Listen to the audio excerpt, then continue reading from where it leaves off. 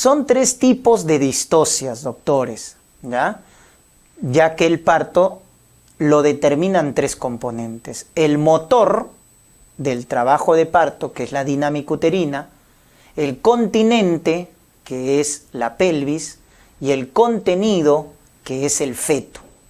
Por eso va a haber 3 tipos de distocia.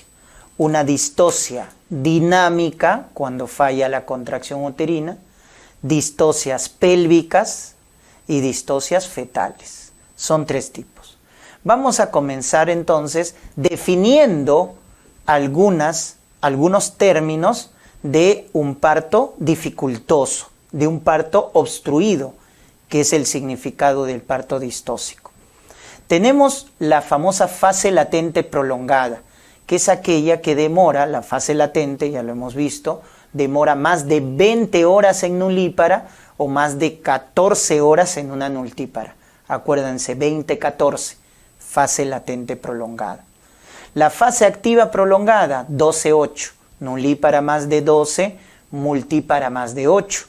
O si quieres verlo en velocidad de dilatación, nulípara más de 1.2 centímetros por hora, o menos, sería acá, menos, ¿no es cierto?, su velocidad alterada, menos de 1.2 centímetros por hora y menos de 1.5 centímetros por hora.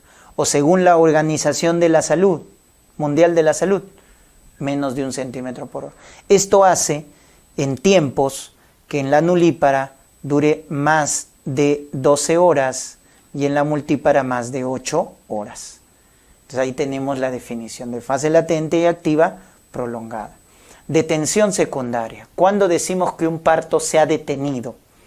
La definición actual de parto detenido es cuando tenemos una dilatación más de 6 centímetros. ¿Se acuerdan de la definición de la Sociedad Americana de Ginecobstetricia, de la COG? Dilatación más de 6 centímetros, fase activa.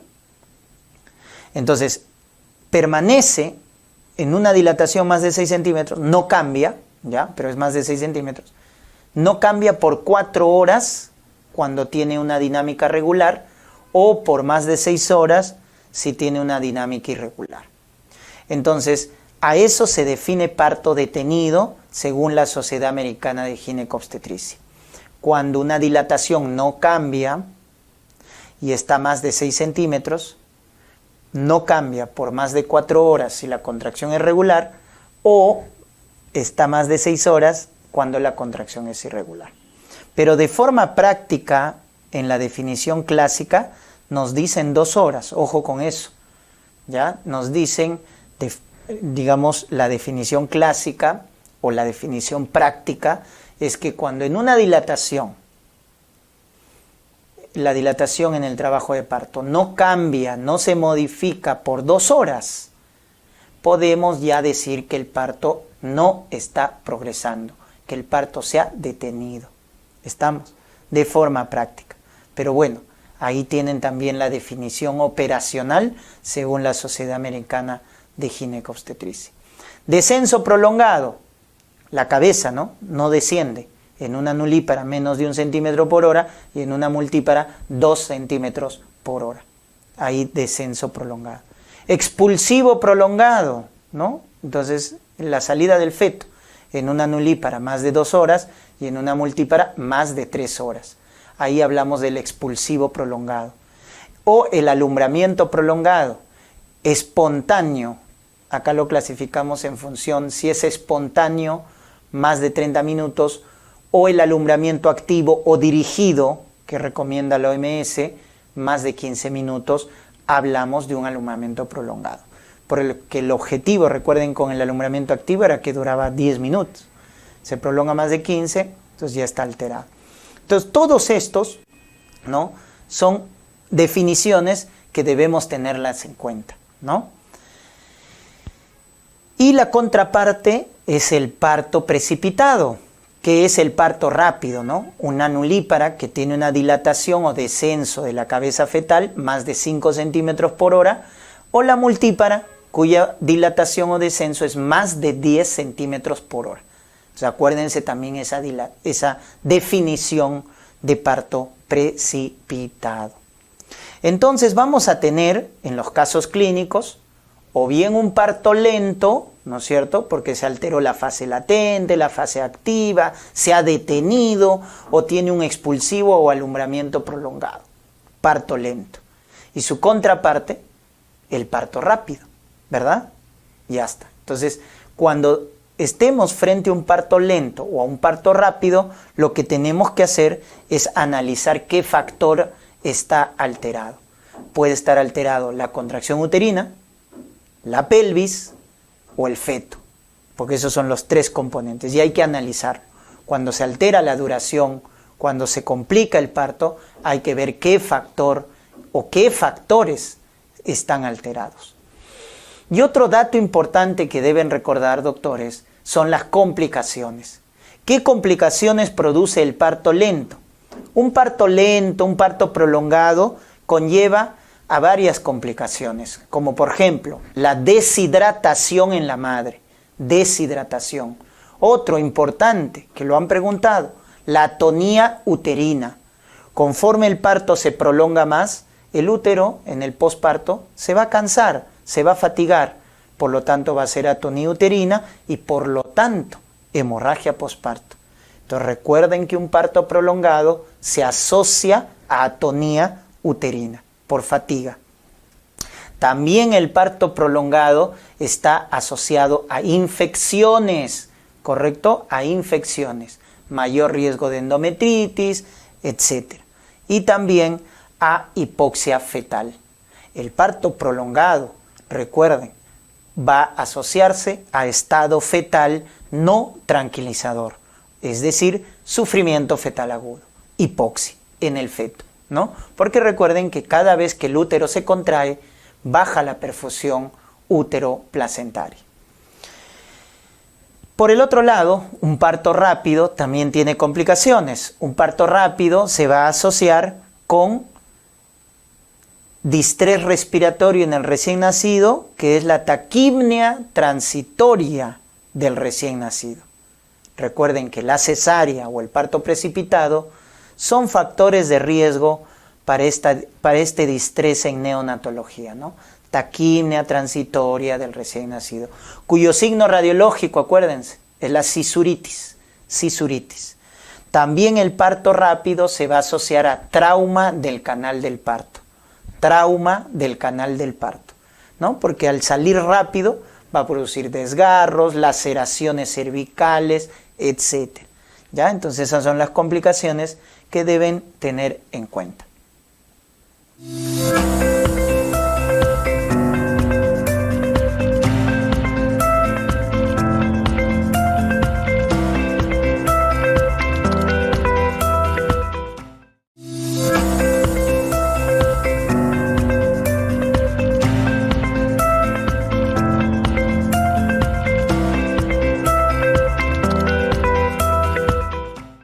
Comenzamos con las distocias más importantes, las distocias fetales. En este caso, por mala presentación, tenemos al feto podálico, ¿no? Presentación podálica, presentación pélvica, ¿no es cierto? El más frecuente de los tipos de podálico, recuerden que es el nalga pura, ahí está. Es cuando solo expone los glúteos y miren, las piernas están extendidas. Este es el tipo más frecuente. Luego está el nalga incompleta, que es el más distóxico. Una pierna flexionada, otra extendida. Es el que genera más complicaciones. Y el más raro es el nalga completa, cuando se expone glúteos y pies, porque las piernas están flexionadas. Este es el más raro, ¿ya? Muy bien, esos son los tipos de podálicos o presentaciones pélvicas. Recuérdate que en un podálico la conducta de elección es la cesárea, ¿correcto? La conducta de elección es la cesárea. Eso está demostrado. Mejor es la cesárea que el parto vaginal, porque hay menos morbimortalidad. Menos morbimortalidad. Por lo tanto, cuando te pregunten podálico en gestante a término, así esté 1, 2, 3, 4 centímetros de dilatación, o sea, si no está en expulsivo, un podálico deberías recomendar la cesárea, ¿correcto? Recomendar. Pero ¿qué pasa si ya estás en expulsivo? Entonces no hay otra opción. Si ya una gestante con presentación podálica, el feto, viene en expulsivo, tienes que atenderla. Entonces le darás chance vaginal como último recurso, ¿correcto? Como último, porque lo de elección es cesárea. Entonces, ¿a quiénes se da chance vaginal? No a cualquiera. Por ejemplo, nalga pura, nalga completa, puedes darle chance vaginal, que la cabeza esté flexionada, que haya un buen ponderado fetal, entre 2,5 kilos a 3,200, etc. Entonces, si hay las condiciones, puedo darle chance vaginal. Pero, por ejemplo, un nalga incompleta, una cabeza extendida, una incompatibilidad cefalopélvica, ahí ya no puedes darle chance vaginal, así quisiéramos, no le podemos dar. Pero bueno, en caso de que se haga un parto vaginal de un podálico, hay ciertas maniobras que te las voy a mencionar para sacar los hombros, ¿no? Porque el bebito en un podálico primero sale la cadera, luego sale el hombro. Entonces, para sacar el hombro tenemos la maniobra de Müller, que lo estás viendo ahí, de flexo-extensión, o la maniobra de rotación, que es Rojas-Losset, para sacar los hombros. En cambio, para sacar luego la cabeza, porque es lo último que sale en un podálico, la cabecita, tenemos la maniobra de Brach, cuando la cabeza es pequeña, o cuando es cabezoncito, hacemos la maniobra de Morisot, para sacar la cabeza.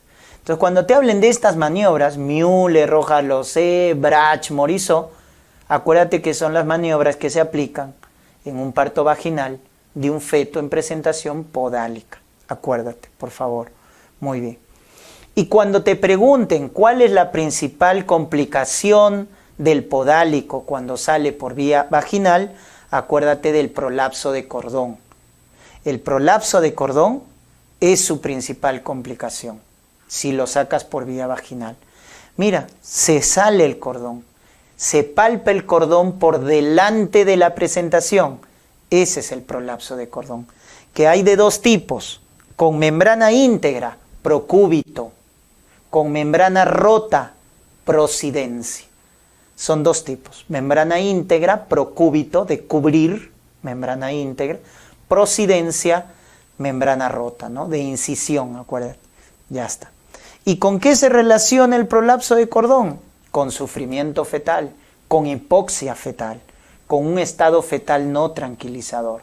Entonces hay que tener en cuenta eso, ¿no? Y cuando ya hay hipoxia, recuerden que es una hipoxia aguda, hay que indicar cesárea de emergencia, cesárea de emergencia. A veces ya el bebito se muere, pues, ¿no? Entonces, si hay óbito, ahí sí hacemos inducción del trabajo de parto, ¿no? Cuando esté en hipoxia aguda, cesárea. Pero si ya se murió, óbito, ¿para qué le vas a hacer cesárea, no? Es inducción del trabajo de parto. Otra distocia fetal por mala situación es el transverso, el feto en transverso. Ahí está, cuando el eje del feto corta en 90 grados al eje de la madre.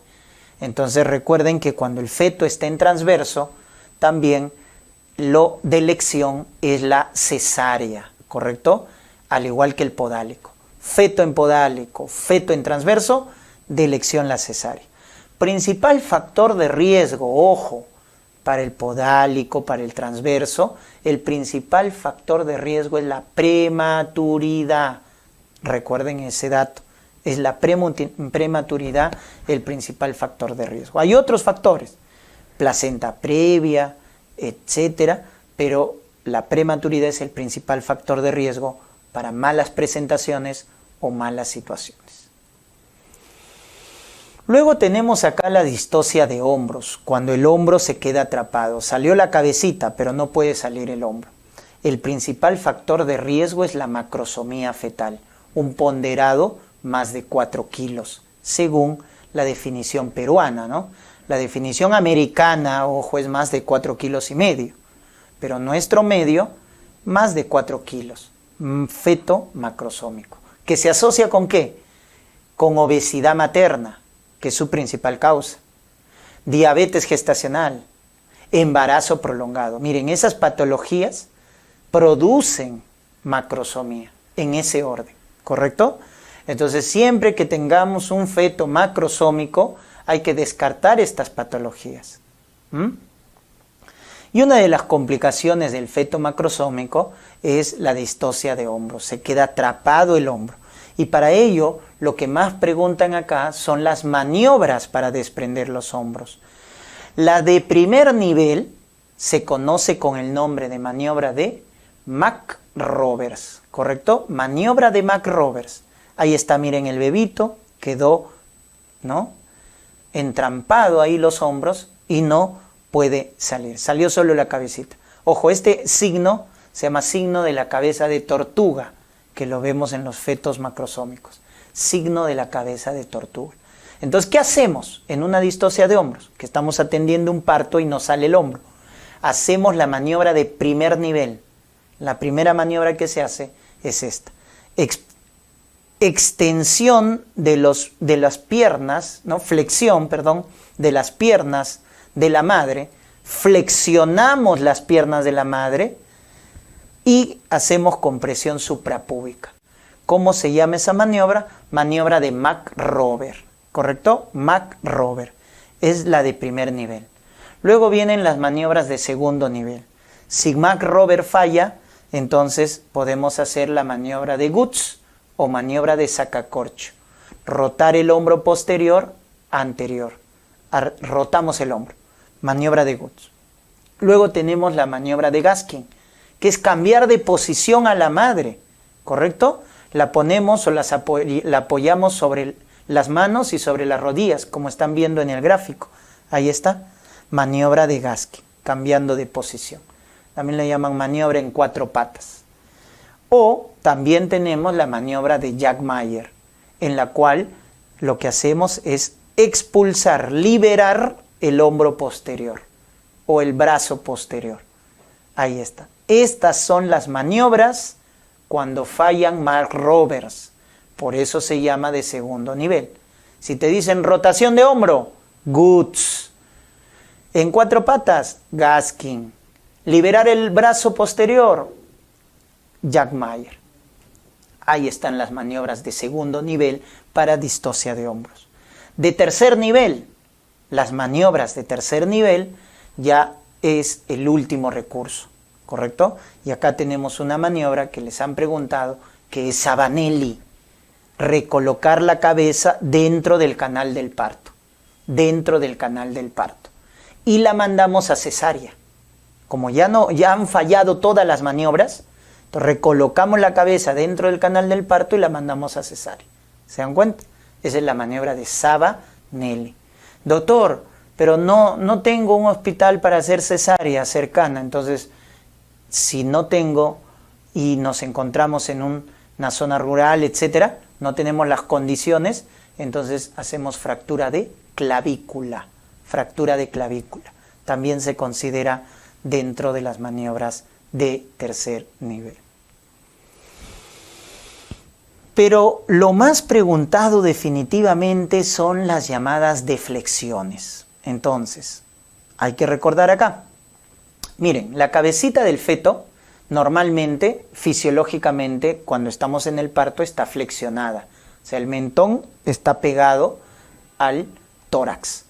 Entonces, ahí el diámetro que expone, ya lo habíamos explicado, es el suboccipito bregmático y el punto de referencia es el occipucio. Porque cuando flexiona, el occipucio se expone. Entonces, esto es lo normal, cuando el bebito flexiona la cabeza. Mi punto de referencia es el occipucio, también llamada fontanela menor o posterior, y el diámetro que expone es el suboccipito bregmático, que mide 9.5. Pero cuando falla la flexión, es ahí donde tenemos las extensiones. En vez de flexionar, el bebito extiende la cabeza.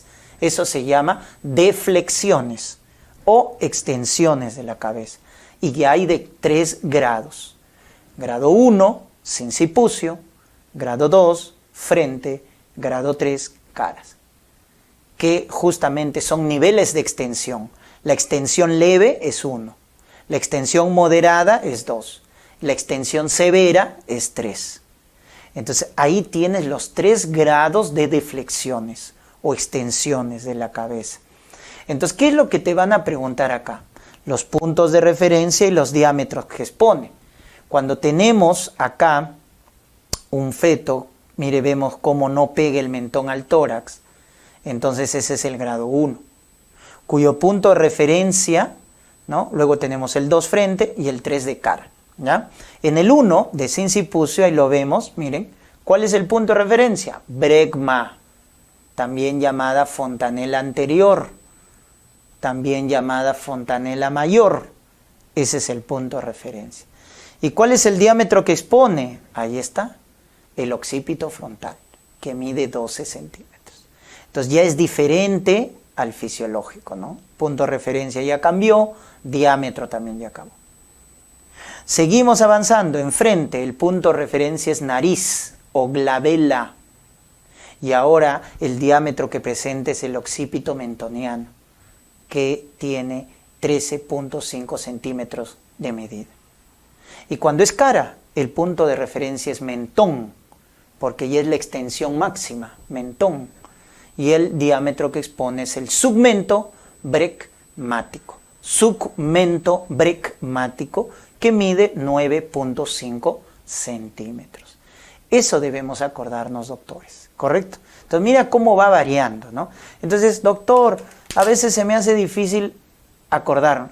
Bueno, con la práctica, ¿correcto? Con la práctica. Miren, lo normal, cuando el mentón está pegado al tórax. Entonces, ¿qué expone? El occipucio, ¿verdad? Ya está. Occipucio cuando la cabecita está flexionada.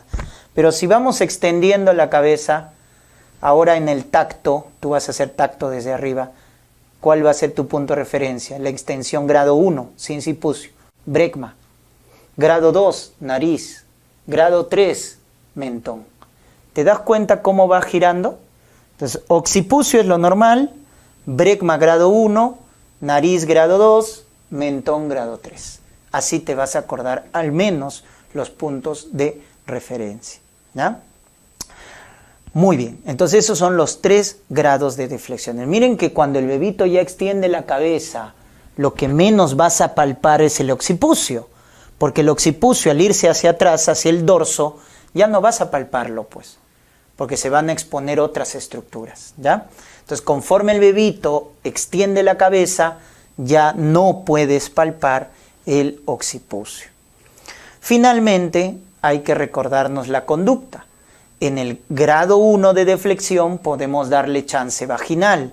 En el grado 2 es mejor indicar la cesárea. Y en el grado 3 depende de la variedad de posición. Si es mento anterior, como estamos viendo en la imagen, este de acá es mento anterior, porque el mentón está mirando a pubis. En cambio acá es mento posterior, porque el mentón está mirando a sacro. Entonces, en el caso de mento anterior, ¿correcto? En el caso de mento anterior, ¿cuál es la conducta? La conducta es, en este caso, ¿no?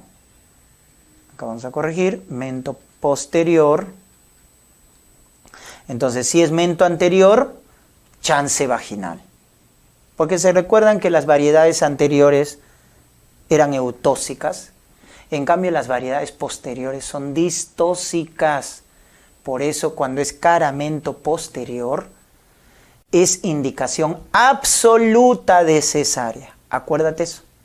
Caramento posterior, cesárea absoluta. Si no, no sale.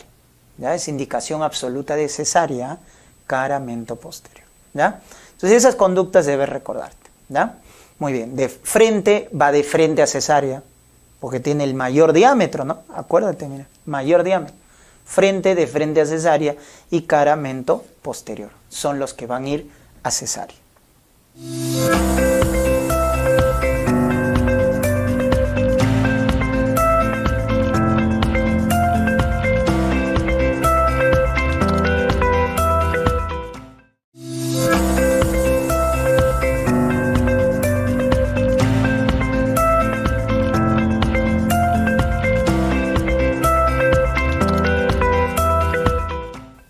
Muy bien. Luego tenemos las distocias pélvicas. Definir estrechez pélvica, el canal óseo, ¿no? el canal óseo nos va a hacer definir estrechez pélvica. Una mujer con raquitismo, con osteomalacia, ¿no?, con polio, talla baja, menos de 1.50 centímetros, etc., tienen riesgo de hacer estrechez pélvica. Entonces, en el caso de estrechez pélvica es importante definir los diámetros del plano superior, del plano medio y del plano inferior. Entonces recuerden que en el plano superior tenemos los conjugados, el diagonal y el obstétrico. Luego en el medio el bisciático y en el inferior el bisquiático. Y acá te quiero enseñar una regla y tú te lo vas a recordar a partir del conjugado obstétrico. Es 10, 9, 8. Esa es la regla. 10, 9, 8. Así definimos estrechez pélvica. Obstétrico menos de 10, bisciático menos de 9, bisquiático menos de 8 en cada plano, ¿correcto? Y en el diagonal lo único que haces es a tu obstétrico le sumas 1.5, porque tú te acordabas, ¿no?, que si al diagonal le restabas 1.5 obtenías el obstétrico. Entonces, cuando hablas de estrechez pélvica, cuando tu conjugado diagonal que mides con el dedo en el examen físico es menos de 11.5. Esa es la definición de estrechez pélvica, ¿ya? Se dice que cuando el conjugado obstétrico es entre 9 y 10 centímetros, podemos darle chance vaginal. Pero cuando el obstétrico ya es menos de 9 centímetros, es mejor la cesárea. Es mejor la cesárea para evitar distocias u otro tipo de complicaciones. Recordar también los tipos de pelvis según la clasificación de Kalmen y Molloy, que se basan en el estrecho superior de la pelvis. Cuando el estrecho superior tiene forma ovalada, es la más frecuente, que es la ginecoide, que lo estamos viendo acá, forma ovalada. Luego tiene la que tiene forma elipsoidal, que es la antropoide. Estas dos son eutóxicas, porque favorecen el parto vaginal. ¿Estamos? En cambio, las distóxicas vienen a ser la androide y la platipeloide. La androide tiene forma triangular. Cuando te dicen forma triangular, espinas ciáticas prominentes, esa es la androide. Y la peor de todas, la platipeloide. La platipeloide es como un plato, miren, ¿no? Porque tiene la forma, también le dicen, de riñón echado, o sea, reniforme. Y su conjugado obstétrico, por definición, es menos de 10 centímetros. Entonces, es distóxica por definición. Y es la peor de todas, de las pelvis, ¿no?, de los tipos de pelvis. Muy bien, entonces ahí tienen la clasificación de Kalmen y Molloy, ¿ya? Acuérdate. Es importante también definir acá la desproporción cefalopélvica o incompatibilidad cefalopélvica, que es una definición dinámica, porque la vamos a hacer durante el trabajo de parto. Durante el trabajo de parto vamos a ver que la triada con la que se presenta el DCP es 1. Dinámica uterina normal. Ojo, la dinámica uterina puede estar normal o aumentada. O sea, no es un problema del motor, la contracción es buena. Pero a pesar de tener una contracción buena, tenemos que el parto se ha detenido, no progresa, y que la cabeza está flotante.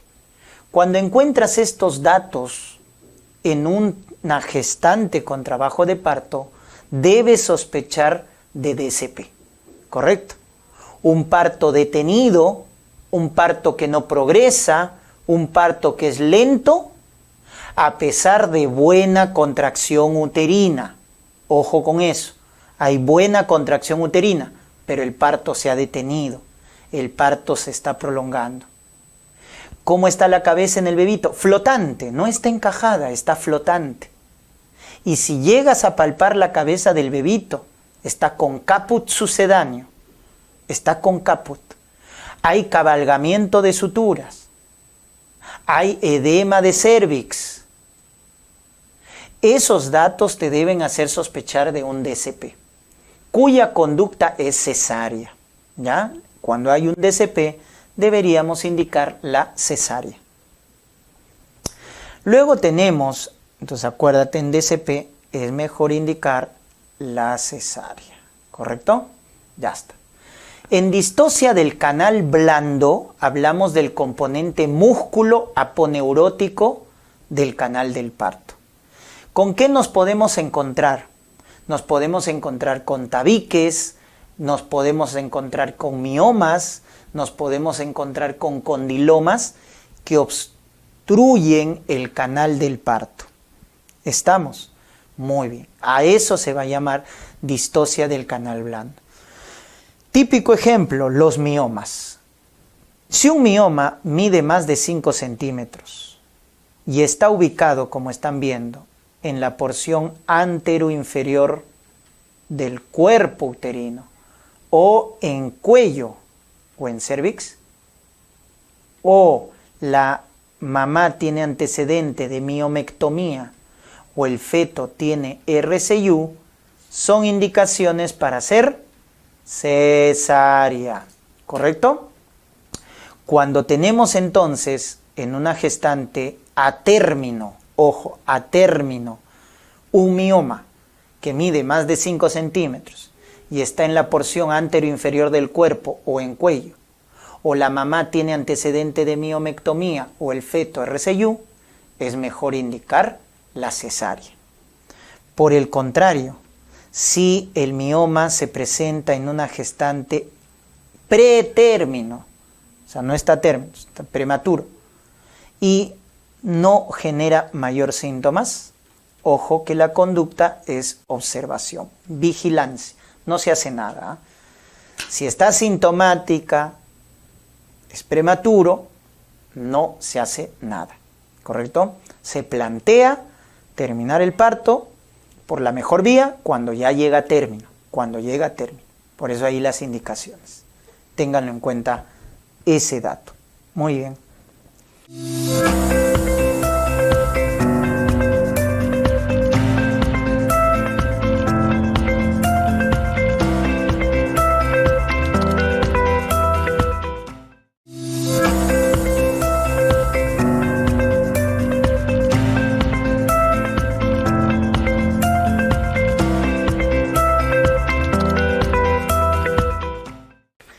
Y luego tenemos las distocias dinámicas, cuando hay alteración de la contracción del útero. Puede ser por exceso, que se va a llamar hiperdinamia, por exceso, por defecto, hipodinamia, una contracción de mala calidad, irregular, o cuando falla la coordinación y se llama disdinamia, ¿correcto? Entonces tenemos por exceso, por defecto o cuando es descoordinada. En la hiperdinamia podemos definir en función, o la hipodinamia en función de la frecuencia, la intensidad y el tono. Entonces, cuando la frecuencia está aumentada, se llama taquisistolia, más de 5 contracciones en 10 minutos. Cuando la intensidad está aumentada, se llama hipersistolia, más de 50 milímetros de mercurio. Y la hipertonía, más de 12 milímetros de mercurio. Entonces puede estar aumentado o la frecuencia, o la intensidad, o el tono. Esa es la hiperdinamia. Por el contrario, la hipodinamia, frecuencia disminuida, bradisistolia, menos de 2 contracciones en 10 minutos.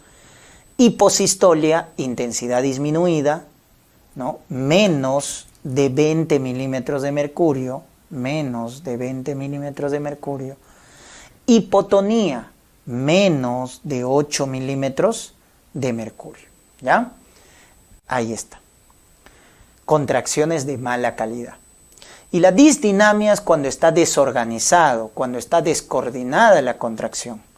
¿Y eso por qué pasa? Porque aparece marcapasos ectópicos. Entonces, si aparece 2 marcapasos, esa es la disdinamia grado 1. 3 marcapasos, disdinamia grado 2. Y si aparecen 4 o más marcapasos ectópicos, disdinamia grado 3. Y en esta disdinamia grado 3 es cuando ya la contracción se invierte. ¿Se acuerdan que la contracción era más intensa, más duradera, más precoz en el fondo uterino y luego va bajando hacia el segmento uterino inferior. O sea, y eso se llamaba triple gradiente descendente.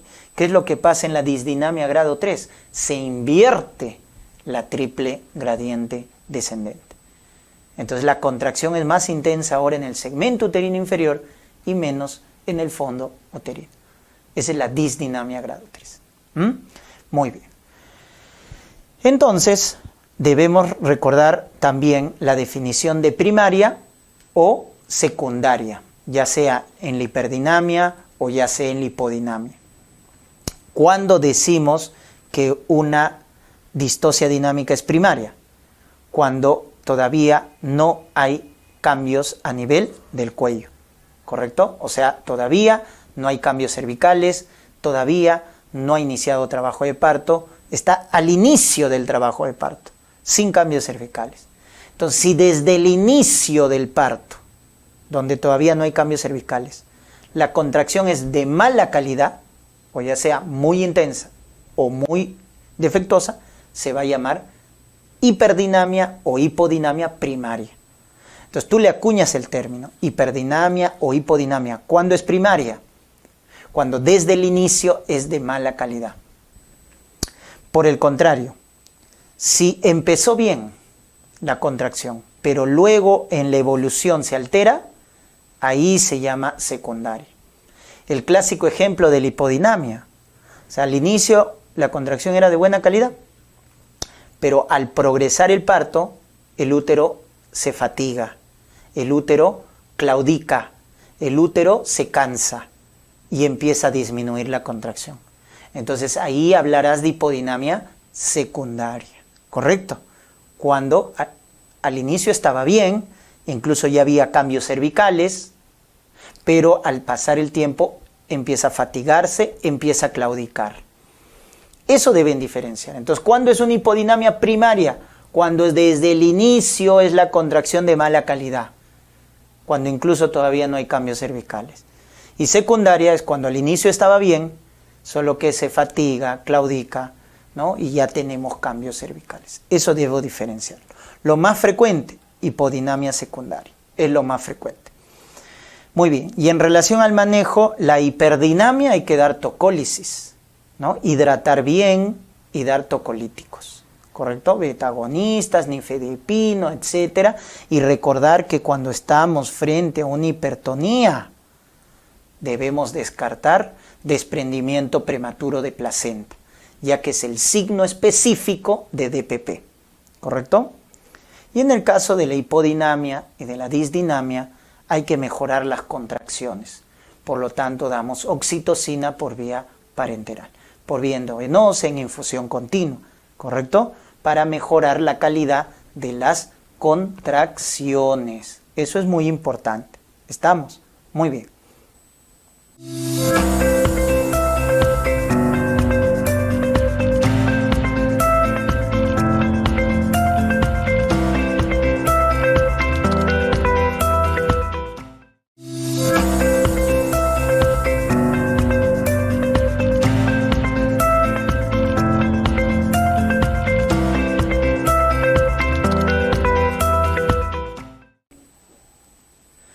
Y para terminar, vamos a ver, ¿no?, la inducción del parto, que es favorecer el parto vaginal.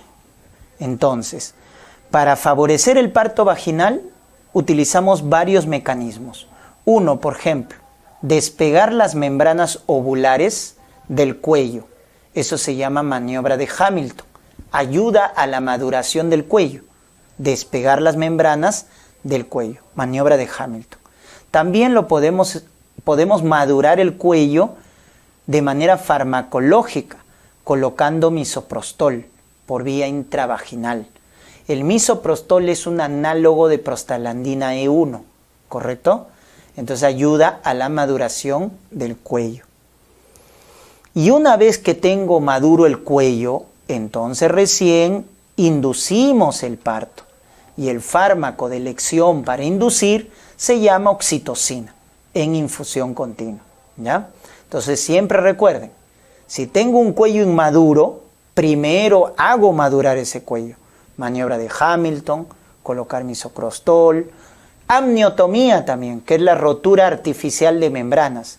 Cuando la gestante ya está en fase activa, puedes romper membranas, ¿ya? Puedes romper membranas y eso también favorece la maduración del cuello.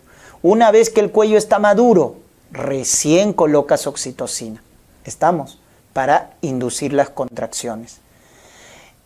Luego, deben recordar las indicaciones para inducir el trabajo de parto. Por ejemplo, un embarazo prolongado, o sea, un embarazo postérmino, más de 42 semanas, una preeclampsia que no tiene criterios de severidad a partir de las 37 semanas, o sea, que ya esté a término, debes terminar el embarazo induciendo el parto vaginal. Y acá les hago recordar que no toda preeclampsia va a cesárea. Un RPM, más de 34 semanas, con pulmón maduro, ¿qué haces? Inducir el parto vaginal. O en caso de óbito, también inducimos el parto vaginal. Contraindicado. ¿Cuándo está contraindicado la inducción? Cuando hay hipoxia fetal, sufrimiento fetal agudo, término actual que se utiliza, estado fetal no tranquilizador. Placenta previa oclusiva. Imagínense una placenta previa total o parcial. Ya no puedes indicar parto vaginal, tendrás que hacer cesárea. Basa previa, antecedente de cirugía, miomectomía, mucho cuidado, o cesárea 2 o más veces. Recuerden que cuando hay antecedente de cirugía, el inducir puede condicionar rotura uterina. Entonces por eso es contraindicación. Cuando hay herpes genital activo o un cáncer cervical avanzado. Miren, tenemos todas esas contraindicaciones para inducir el trabajo de parto.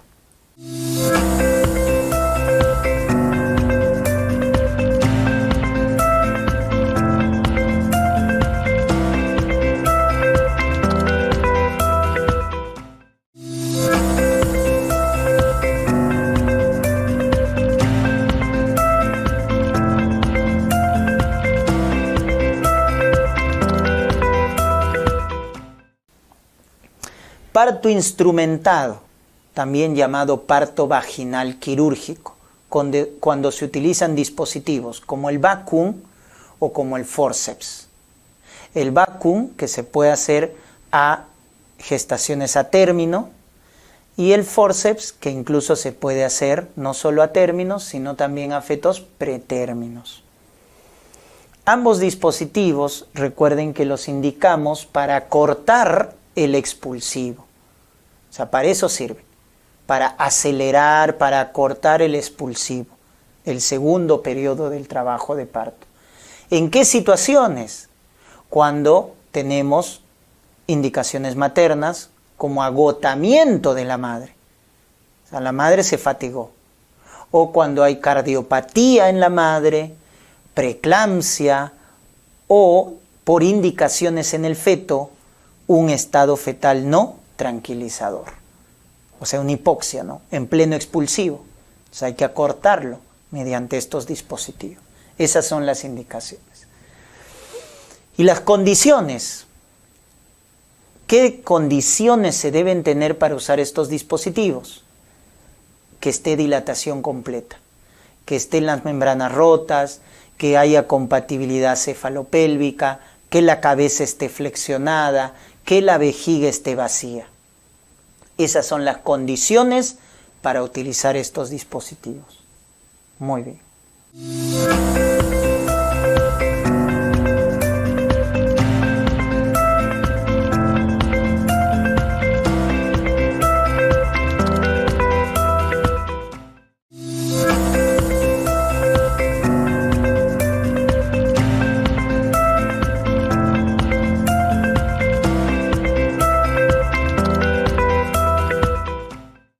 Y finalmente la cesárea, que es el parto quirúrgico, el parto abdominal. La cesárea, recuerden que lo vamos a indicar de emergencia o electiva. De emergencia, cuando esté en peligro la vida de la madre o del feto. Un estado fetal no tranquilizador va a cesárea, o sea, una hipoxia aguda. un DPP con sangrado severo, un prolapso de cordón con sufrimiento fetal. Esas son indicaciones de cesárea de emergencia. Electiva en casos de distosia, un feto podálico, un feto en transverso, un DCP, va a cesárea. Una miomectomía, ¿correcto? Por el antecedente quirúrgico, ya no puedes inducir el parto, porque se puede romper el útero. Entonces nuevamente indicamos cesárea. O cuando tiene 2 o más cesáreas, segmentarias, ¿no? Cuando hablamos acá de 2 o más cesáreas, hablamos de cesáreas segmentarias. Porque si la cesárea es corporal, ya no es en el segmento uterino inferior, sino corporal, basta una cesárea corporal para contraindicar la inducción del parto vaginal e indicar nuevamente cesárea, ¿ya? Entonces eso te lo aclaro. Cuando hay miomectomía, cuando hay cesárea corporal, basta uno, o cuando hay 2 o más cesáreas segmentarias, contraindicado el parto vaginal. ¿Qué debes indicar? Cesárea nuevamente. Porque si induces, el útero se puede romper. Cuando hay VIH y la carga viral en la madre es más de 1000 copias, que no se ha controlado, no ha recibido tratamiento antiviral y su carga viral está alta, cesárea electiva, para evitar la transmisión vertical. O las placentas previas oclusivas. Lógicamente hay que plantear la cesárea electiva, ¿correcto? Bien, doctores, me había faltado acá un detalle, un dato importante, ¿no? De comentarles que en la cesárea, recuerden, la principal forma de prevenir la infección postcesárea es la profilaxis antibiótica. Así que toda gestante que se somete a cesárea debe recibir su profilaxis. Con cefazolina, ¿correcto? 1 hora antes del procedimiento, cuya dosis va a depender del ponderado o el peso de la madre. Entonces, si es menos de 80 kilos 1 gramo, más de 80 kilos 2 gramos, ¿correcto? Y si ya pesa la gestante más de 120 kilos, 3 gramos de cefazolina. ¿Ya? Lo común es que se aplica cefazolina 2 gramos 1 hora antes del procedimiento. ¿Ya? E incluso si se somete a una cesárea de emergencia, además de la cefazolina, se agrega acitromicina 1 gramo, básicamente para disminuir también la infección de sitio operatorio. ¿Ya? Entonces, la medida más importante para prevenir la infección en cesárea es la profilaxis antibiótica.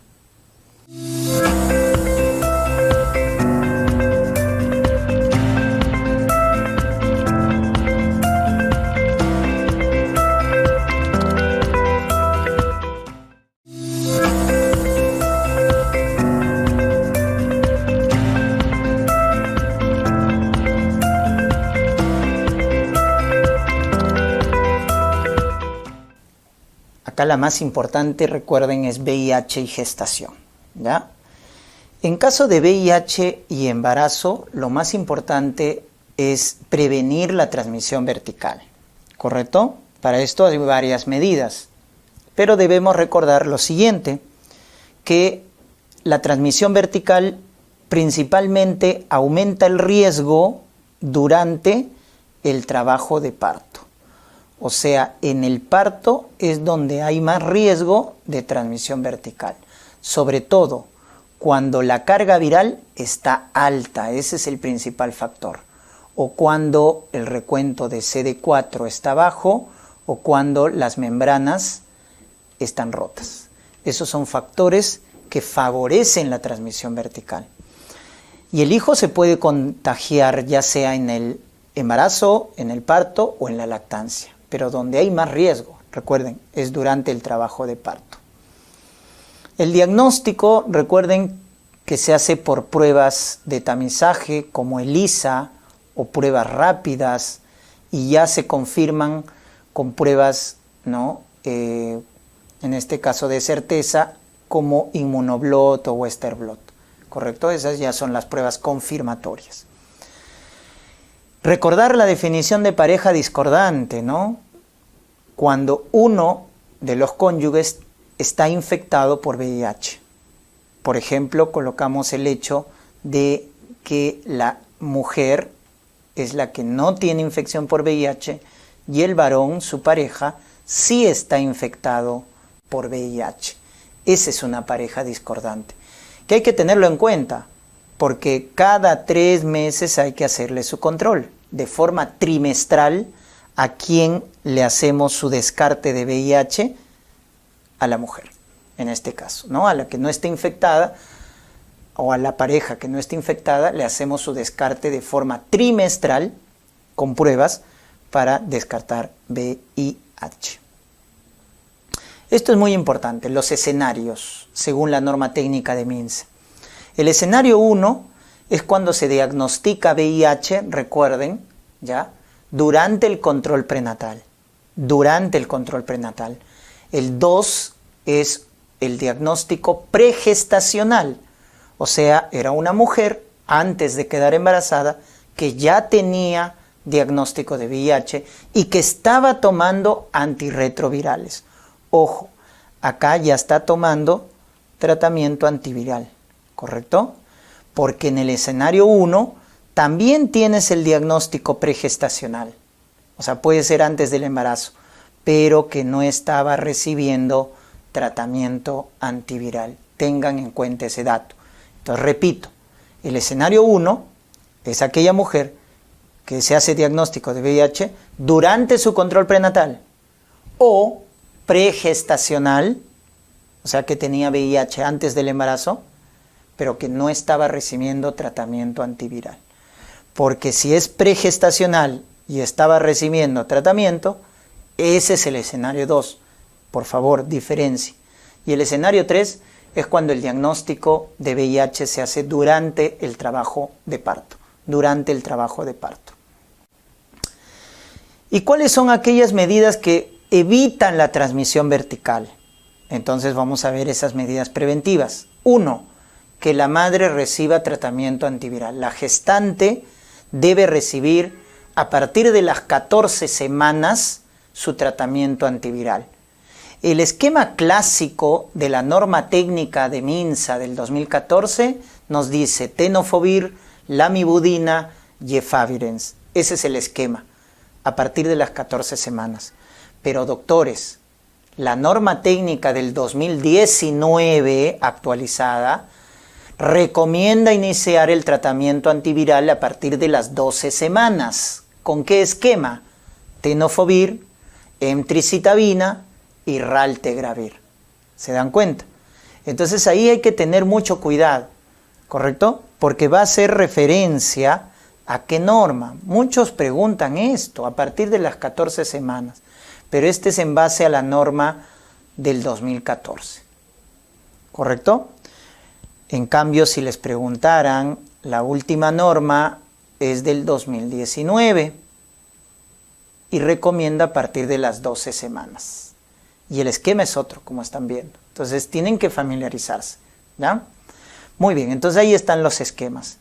Por ahí podemos dar algunos datos adicionales, como el hecho de que si la madre, ojo, tiene insuficiencia renal, la gestante tiene insuficiencia renal, tasa de filtración glomerular menos de 60 mililitros por minuto, cambiamos este esquema, ¿ya? Por sidobudina más lamivudina más raltegravir. Le cambiamos cuando hay insuficiencia renal. Otro, cuando hay rash cutáneo por raltegravir, también cambiamos. Entonces damos tenofovir, emtricitabina y en vez de raltegravir damos efavirenz. ¿Estamos? Ya está. Entonces miren ahí cómo cambia el esquema de acuerdo a algunas circunstancias, ¿no? Si hay falla renal, sidobudina, lavimonina, raltegravir, o si hay rash cutáneo, tenofovir, emtricitabina y en vez de raltegravir, efavirenz. Ya está. Pero ojo, no se olviden del esquema más importante, o sea, el de primera línea en ambos casos es el más importante. ¿Ya? Entonces eso tienen que acordarse. Muy bien. La segunda medida para prevenir el contagio es planificar el parto. La vía del parto puede ser vaginal o puede ser cesárea. Vaginal cuando la carga viral es menos de 1000 copias. Cuando la dilatación ya es más de 4 centímetros, o sea, de 5 centímetros a más. O cuando las membranas ya están rotas más de 4 horas. Si tenemos esas condiciones, doctores, podemos indicar parto vaginal. Todo lo contrario, si tenemos una gestante que no ha recibido control prenatal, no ha recibido tratamiento antiviral, su carga viral es más de 1000 copias, entonces indicamos cesárea. Cuanto peor sea la condición, vamos a indicar cesárea para evitar la transmisión vertical. ¿Estamos? Entonces eso hay que tenerlo en cuenta. Miren, cuándo parto vaginal y cuándo cesárea en una gestante con VIH. Debemos planificar la vía del parto. Independientemente de lo que viene a ser la vía del parto, sea vaginal o sea cesárea, debemos administrar 300 miligramos de sidobudina a la gestante, independientemente de la vía del parto, ¿correcto? Es muy importante. Luego viene el recién nacido. En el caso del recién nacido, el tratamiento que le vamos a dar depende de la carga viral de la madre. Si la carga viral en la madre, 4 semanas antes del parto, es menos de 1000 copias, le vamos a dar solo sidobudina por 4 semanas. Pero si la carga viral en la madre es más de 1000 copias o no se conoce la carga viral, debemos darle el esquema completo, que es sidobudina más lamivudina por 6 semanas y nevirapina al 0, tercer y séptimo día. Entonces miren que el esquema en el recién nacido depende de la carga viral de la madre. Es muy importante por eso, ¿no? Y la cuarta medida viene a ser la lactancia. Recuerden que la lactancia está contraindicada de forma absoluta en gestante con VIH. Tanto la directa como la cruzada. Y a veces me preguntan acá. La directa es cuando lo da la propia madre, ¿no? Del hijo. Y la cruzada es cuando recibe de otra mujer que está en periodo de lactancia, ¿no? El bebito recibe, ¿no?, lactancia de otra madre. Entonces, tanto la directa como la cruzada está contraindicado. Y uno se preguntará, ¿por qué? Porque tú no sabes si el bebito está contagiado o no. Entonces, por eso se contraindica ambos tipos de lactancia, ¿ya? Tanto la directa como la cruzada. Ya está. Muy bien. Es por ello que como la madre que tiene su hijito, la madre con VIH, entonces, como no va a dar de lactar, va a tener congestión mamaria, ingurgitación mamaria. Se le da un agonista de dopamina, que es cabergolina, ¿correcto? En dosis única, y se hace vendaje compresivo, ¿correcto? Vendaje compresivo por 2 semanas y se da cabergolina, que es un agonista de dopamina para bloquear a la prolactina. Muy bien.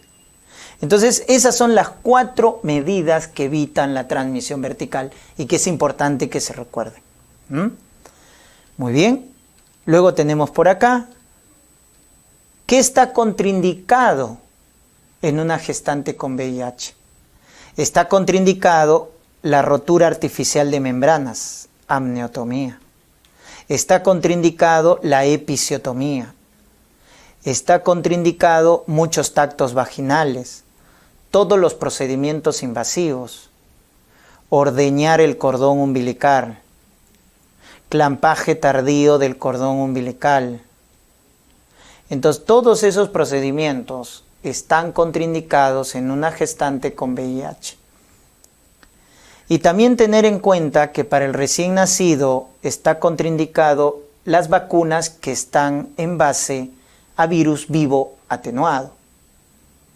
Entonces, tenemos, ¿no?, el SPR, varicela, polio, tener cuidado, ¿no?, porque en un recién nacido, como están en un estado de inmunosupresión, las vacunas vivas atenuadas están contraindicadas. Muy bien, todas esas medidas hay que tenerlas en cuenta, por favor. ¿Ya? VIH es un tema muy preguntado, así que tienen que conocerlo bien, por favor, tienen que conocerlo bien.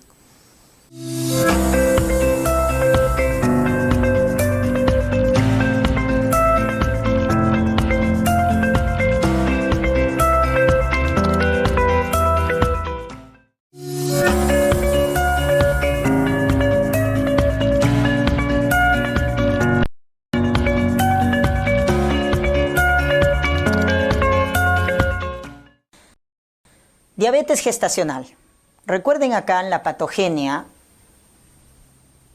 de que las hormonas que inducen insulinoresistencia, sobre todo la más importante, es el lactógeno placentario. ¿Ya? Esta hormona es la que está relacionada a la diabetes gestacional, porque induce insulinoresistencia. Pero también las hormonas esteroideas, como la progesterona, los estrógenos, también están implicadas. Pero esta es la más importante. Cuando hablamos de factores de riesgo, recordemos que una mujer añosa, una mujer con antecedente familiar de diabetes, con obesidad, índice de masa más de 30, óbitos, fetos macrosómicos o síndrome de ovario poliquístico, son los típicos factores de riesgo para diabetes gestacional. Entonces hay que evaluar siempre eso en el embarazo, ¿no? Ahora, en el caso de las complicaciones, que es lo que siempre preguntan, tenemos las complicaciones en la madre, en el feto, en el recién nacido y en el adulto. Por ejemplo, en la madre hay más riesgo de diabetes mellitus tipo 2 a largo plazo. Hay más riesgo de preeclampsia, estados hipertensivos en el embarazo. Hay más riesgos de parto distóxico por la macrosomía, distocia de hombro, y por lo tanto más riesgo o indicación de cesáreas. En el caso de las distocias, de las complicaciones fetales, la más frecuente, la macrosomía, es la más frecuente. La macrosomía, complicación fetal más frecuente. Pero también tenemos las malformaciones congénitas. Y ahí recuérdense que la más frecuente son las cardiopatías congénitas. El hijo de madre diabética, mal controlada, tiene más riesgo de malformaciones. A la cabeza, la más frecuente, cardiopatías congénitas. Hipertrofia del tabique interventricular. Ahora, si te preguntan la malformación más específica, el síndrome de regresión caudal, que es la genesia de sacro. Síndrome de regresión caudal. Cuando hablamos de las complicaciones en el recién nacido, tenemos la más frecuente, que es la hipoglicemia neonatal. Hipoglicemia neonatal. También recordar que la diabetes retrasa la maduración del pulmón, por eso el hijo de madre diabética tiene más riesgo de enfermedad de membrana hialina. También hipocalcemia, hipomagnesemia, como complicación hematológica, policitemia, ¿correcto? También ictericia neonatal. Esas son las complicaciones en el recién nacido. Metabólica, la más importante, hipoglicemia. Distrés respiratorio, membrana hialina, porque la diabetes retrasa la madurez del pulmón, acuérdate. Hipocalcemia, hipomagnesemia. Complicación hematológica del hijo de madre diabética, policitemia.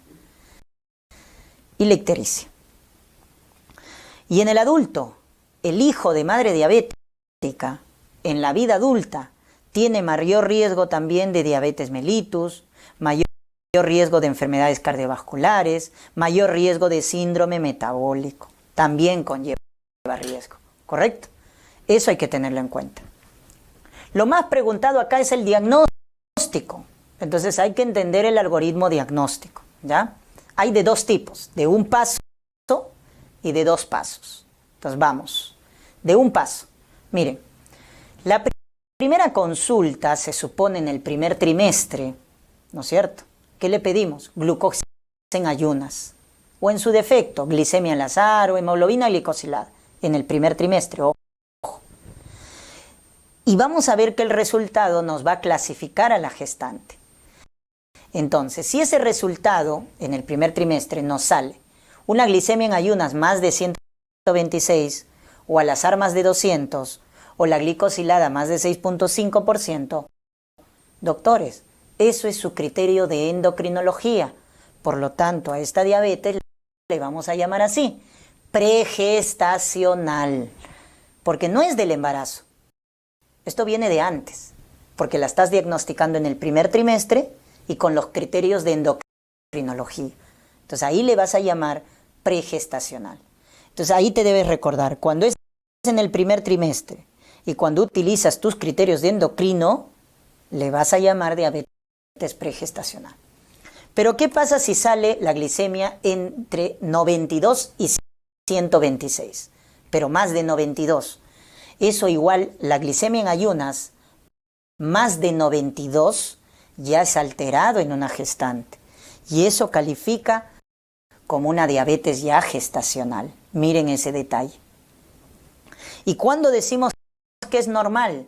Cuando la glicemia en ayunas en la gestante es menos de 92. Eso es normal, ¿correcto?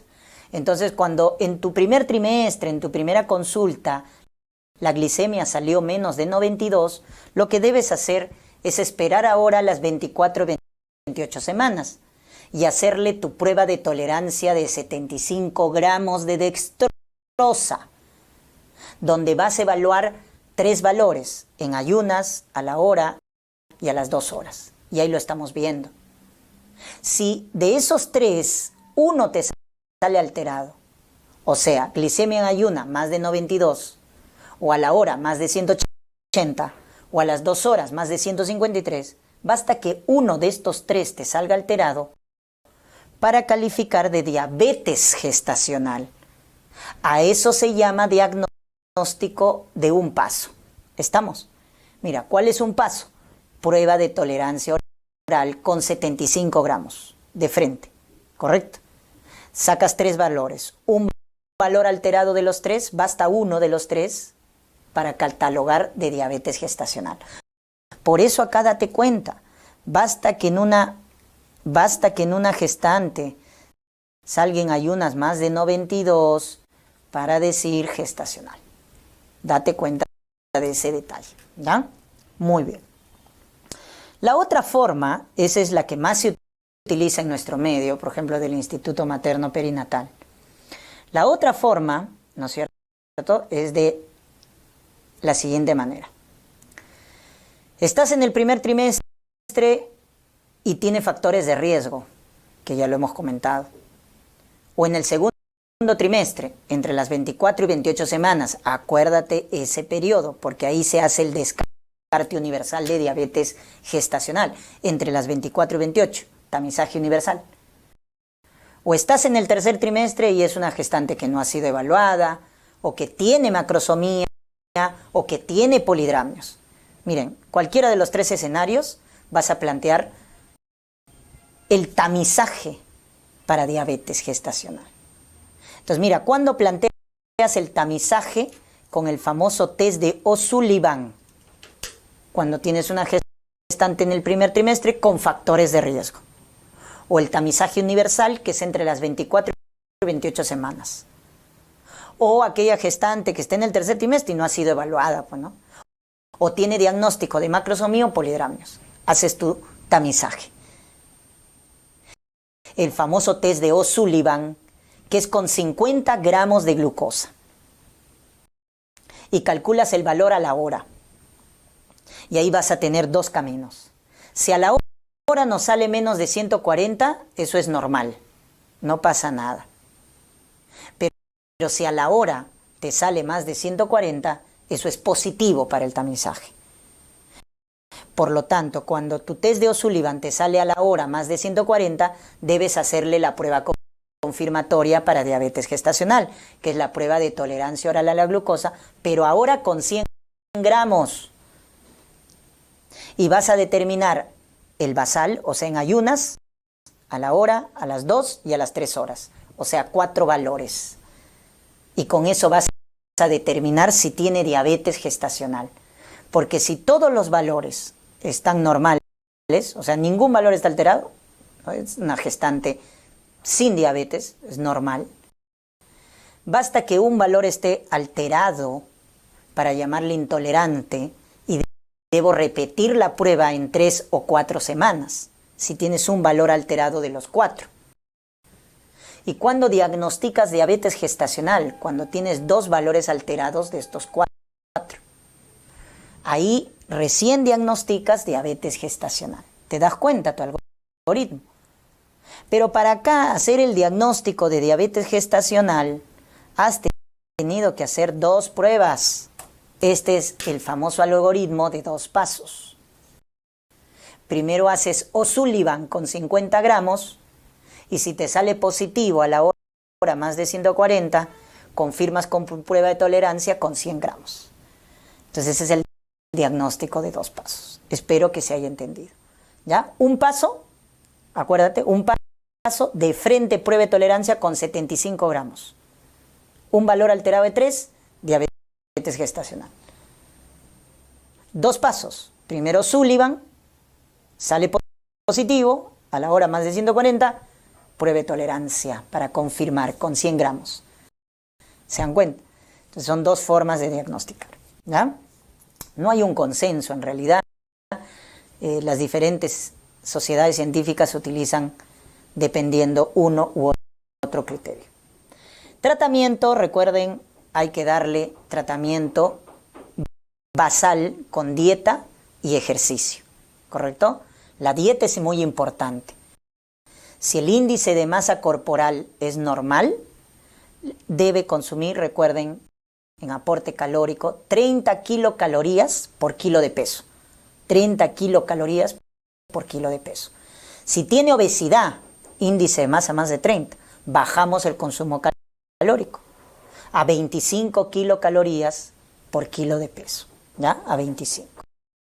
Eso es muy importante, ¿no? El ejercicio también.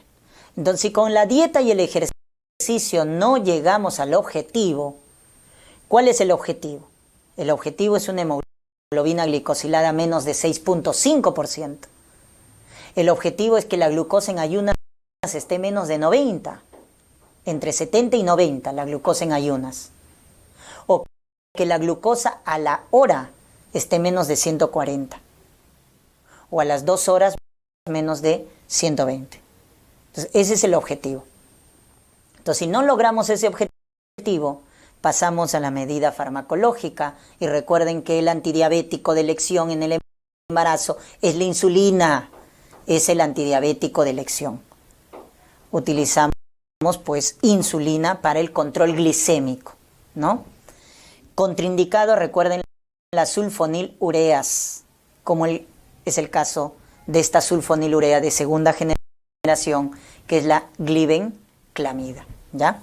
Lo que sí está probado también como alternativa, les comento, es la metformina, ¿no? Esta bidguanida sí está probada para su uso en el embarazo, ¿ya?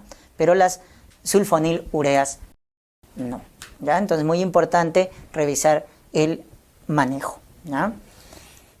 La vía del parto va a depender del control glicémico de la gestante. Si hay un buen control glicémico, no hay macrosomía, puedo inducir el parto vaginal sin ningún problema, pero si hay macrosomía, si hay mal control glicémico, obviamente vamos a indicar la cesárea.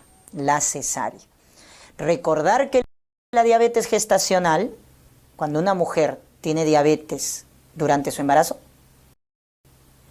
el 50% va a tener diabetes tipo 2 en el transcurso de los años siguientes. Entonces, puedo hacer una analogía, es como cuando te da un TIA, ¿te acuerdas? Un accidente isquémico transitorio, ¿no? Que te está avisando, ¿no? Es un preludio de que si no te cuidas, no te controlas, vas a hacer un ACV, definitivo. Entonces esto es algo similar. Que una mujer en su embarazo debute con diabetes le está avisando que hay un mal control a nivel metabólico. Es por eso que el 50% al pasar los años de aquellas mujeres que han hecho diabetes gestacional van a desarrollar diabetes mellitus. Por eso que el screening para diabetes debe continuar después del embarazo, ¿correcto? 6-12 semanas después del embarazo, 6-12 semanas después del embarazo, hay que hacerle su control glicémico. Glucosa en ayunas o hemoglobina glicosilada, para descartar. Y luego cada 3 años, ¿ya? Es también importante que recuerden eso.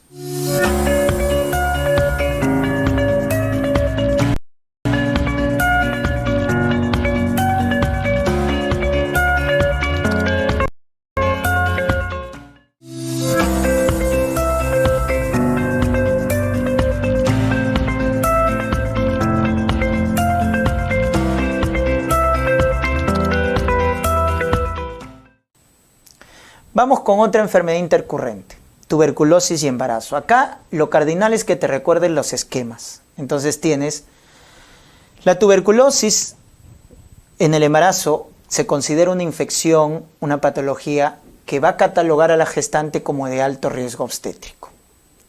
Recuerden que el riesgo, ¿no es cierto?, el riesgo de que una gestante haga tuberculosis es similar a una mujer que no está embarazada.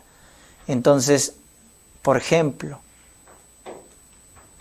el hecho de que esté infectada con VIH, el contacto, ¿no?, con una persona cercana que tiene tuberculosis, o cualquier estado de inmunosupresión, son obviamente factores de riesgo para que una gestante contraiga la infección por tuberculosis. Tenemos la tuberculosis latente, que es tener la infección por tuberculosis, más no la enfermedad. Cuando ya tengo la enfermedad, ya es una tuberculosis clínica, que puede ser sensible al tratamiento, puede ser una tuberculosis coinfectada con VIH, puede ser una tuberculosis en formas extrapulmonares o las drogoresistentes. Son las formas como te pueden preguntar.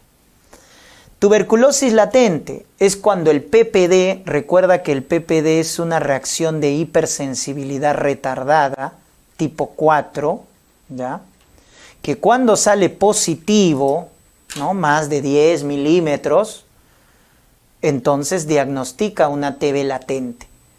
Obviamente, cuando tu PPD sale positivo, tienes que evaluarla a la gestante. Evaluación clínica, evaluación radiológica con protección, para descartar la enfermedad.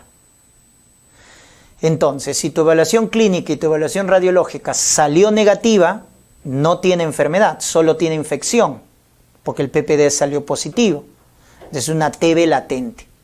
En ese caso, lo que hay que dar es profilaxis con isoniazida, ¿correcto? 5 miligramos por kilo de peso, o 300 miligramos, como quieras llamarlo. Rifampicina también puede utilizarse para la profilaxis, o la asociación de isoniazida con el rifampicina. Lo más común es el primero, la isoniazida, por 9 meses. Algunas escuelas dicen 6 meses, pero en nuestro medio es por 9 meses. Isoniazida por 9 meses. Rifampicina, si es que lo utilizamos como profilaxis, es por 4 meses. Y cuando combinamos iso más rifampicina, es por 3 meses, ¿correcto? Entonces miren que la duración va a depender del esquema de profilaxis que utilizamos. Este es el más empleado en nuestro medio. Isoniazida 5 miligramos por kilo de peso, 300 miligramos por 9 meses. Si ya tenemos la enfermedad, es decir, tuberculosis sensible, tenemos la enfermedad porque hemos hecho evaluación clínica y la paciente está sintomática. O en la evaluación radiológica y obviamente salió alterada el compromiso pulmonar. Entonces, en ese caso, para el esquema que vamos a utilizar, ya sea para formas de tuberculosis sensible, pulmonar, ojo, o extrapulmonar en paciente nuevo o en paciente antes tratada, ¿no? Que puede ser abandono terapéutico o paciente recuperada. Entonces miren todo eso, porque está dentro del esquema de TB sensible. O sea, vamos a dar el esquema de tuberculosis sensible, forma pulmonar o forma extrapulmonar, paciente nuevo o paciente antes tratado. ¿Con qué esquema? Según la Organización Mundial de la Salud y la que empleamos, el clásico esquema, ¿verdad? Que es 6 meses de tratamiento, ¿correcto? Con este esquema de acá. ¿Estamos?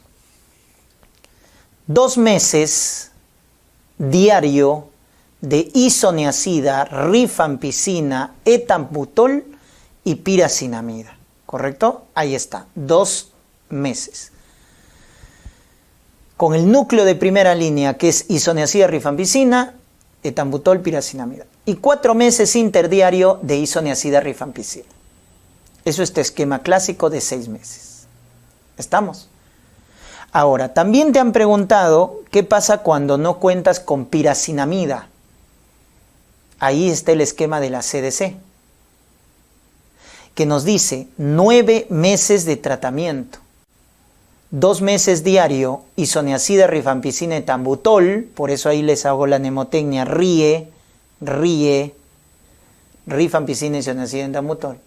Y 7 meses con isoniazida, rifampicina. Total, 9 meses.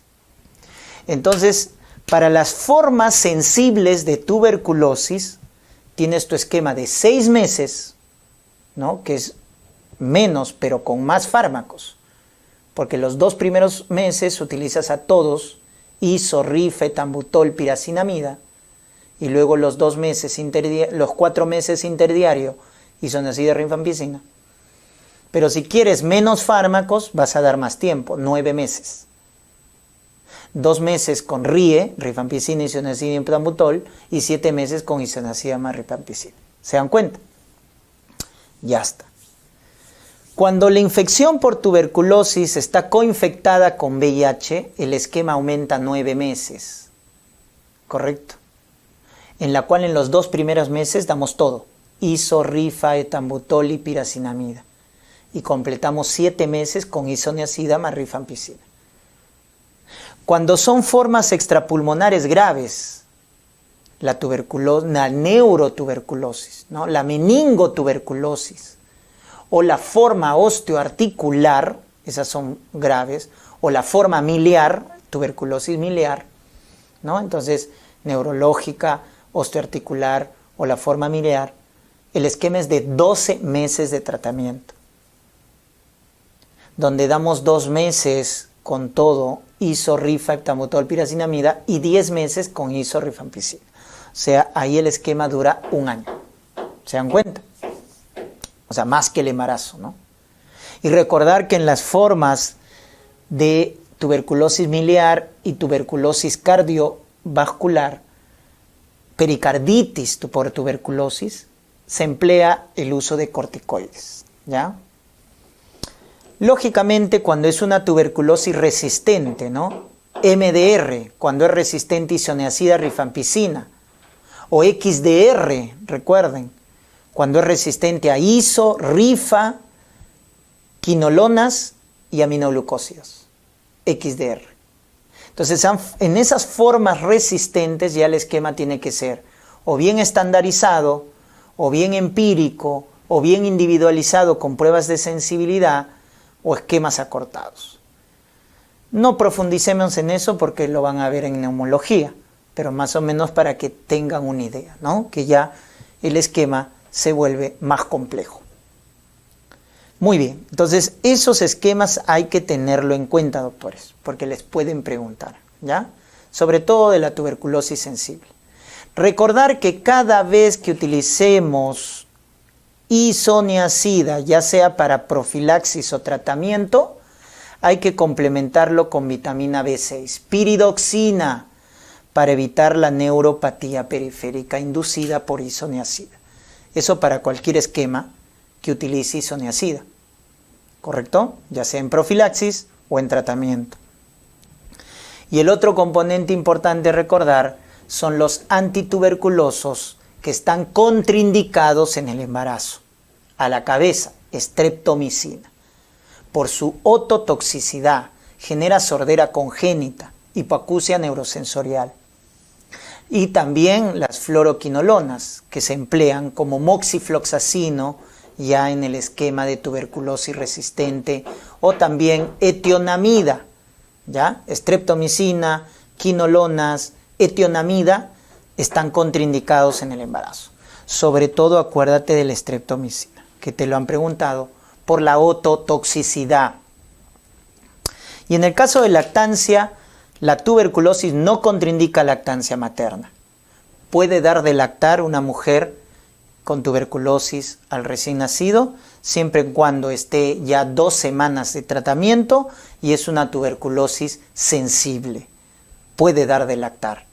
Cuando sí está contraindicada solo la lactancia materna directa, cuando en este caso hay forma de tuberculosis drogoresistente, o sea MDR, XDR, o el cultivo es positivo a pesar del tratamiento. El BK o el cultivo sigue siendo positivo. En esos casos de drogoresistencia o persistencia microbiológica del Mycobacterium, sí está contraindicada la lactancia materna directa, ¿correcto?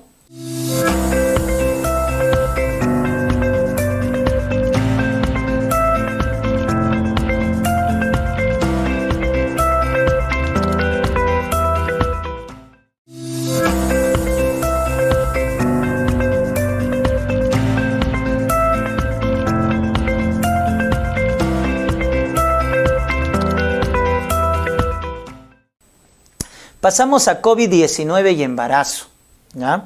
Recordemos que la infección por COVID-19 ha hecho que el embarazo se asocie a la infección por coronavirus de forma severa. Ese es un primer concepto que deben recordar.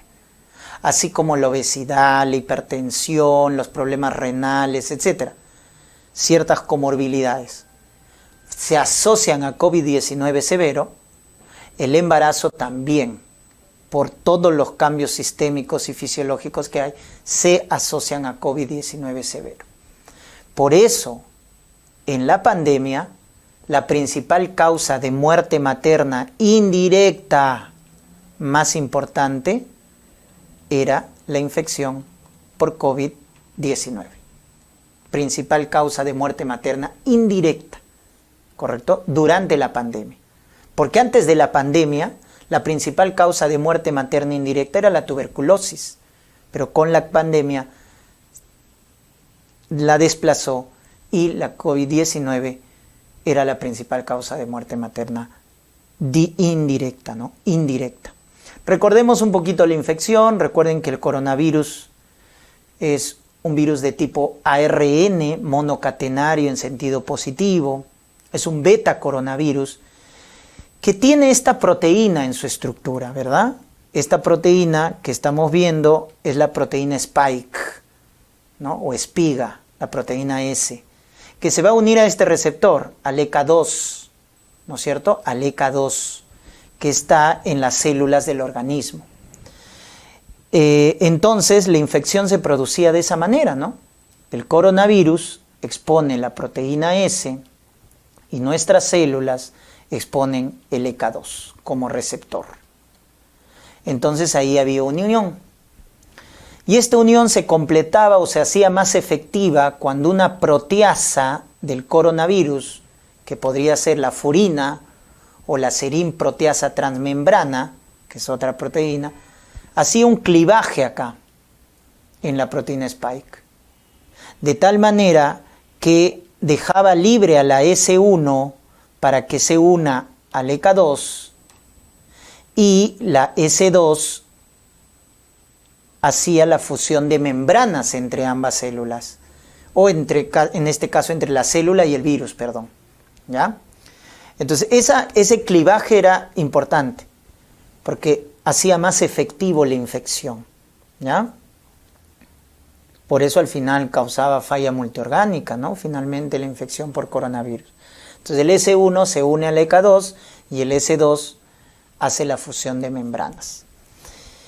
Y con ello ya teníamos la infección por coronavirus, donde deben recordar que su principal mecanismo de transmisión es por la vía respiratoria, por aerosoles, por gotitas durante el estornudo, tos o cuando uno hablaba, ¿no?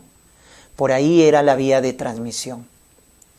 Finalmente, el daño fisiopatológico era por 4 vías. Recuerden, la infección por coronavirus generaba daño por 4 vías fisiopatológicas.